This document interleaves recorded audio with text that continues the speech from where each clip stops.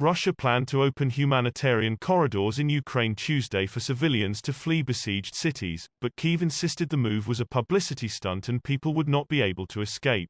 Moscow's offer to evacuate residents was condemned because most of the routes led into Russia or its ally Belarus, and as the invading forces maintained a devastating shelling campaign.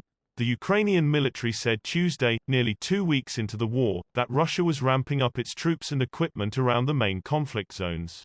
The invasion has sparked the biggest war in Europe and the continent's largest refugee crisis since World War II, while the West has responded with sanctions on Russia that have reverberated around the global economy. Russia's defense ministry said it would open the humanitarian corridors from 0700 GMT Tuesday, subject to Ukraine's approval, listing routes from the capital Kyiv as well as the cities of Mariupol, Kharkiv and Sumy, all of which have been under heavy attack. Ukraine did not initially respond to the offer.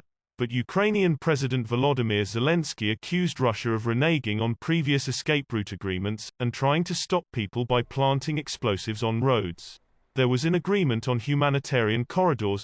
Did that work? Russian tanks worked in its place, Russian grads, multiple rocket launchers, Russian mines, Zelensky said in a video posted on Telegram. Accusing Moscow of cynicism, Zelensky also said Russian troops destroyed buses that were due to evacuate civilians from the combat zones.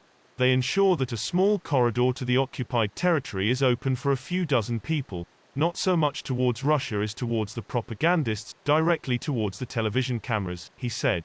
French President Emmanuel Macron also condemned the Russian plan. All this is not serious, it is moral and political cynicism, which I find intolerable, Macron told French broadcaster LCI.